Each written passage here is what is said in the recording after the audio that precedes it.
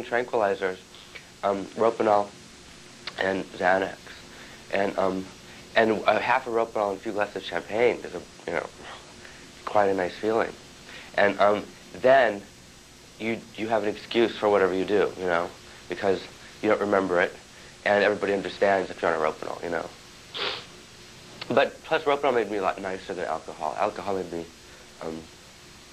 slightly aggressive.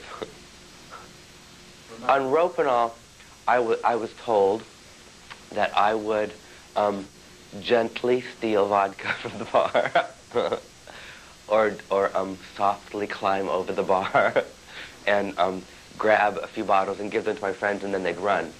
And then we would meet in some designated area, and I would go get mixers, and we'd make our own drinks.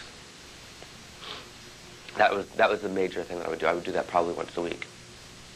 And then it got to the point where the bartenders started loading the bar with bottles of water in vodka bottles, and we would steal bottles of vodka bottles and make cocktails.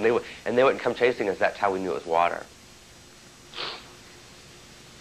Or I'd accidentally steal like blackberry brandy or something like that, and nobody would want to drink it, and we'd throw it away.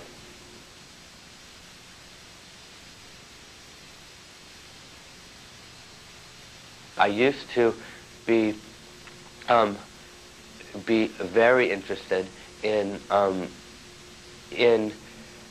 horror movies, but of a very specific nature. Mostly low-budget drive-in kind of horror movies, because they seem to appeal to a smaller, I think, more intelligent group of people. The larger studio movies, I think, appealed to a larger group of less intelligent people, and therefore were not as scary as the other movies. And the other movies, there were only like 10 of them ever made, and they were actually very scary. And I enjoyed something that did something like that changed that affected my emotions, or scared me, because it was a very difficult thing to do.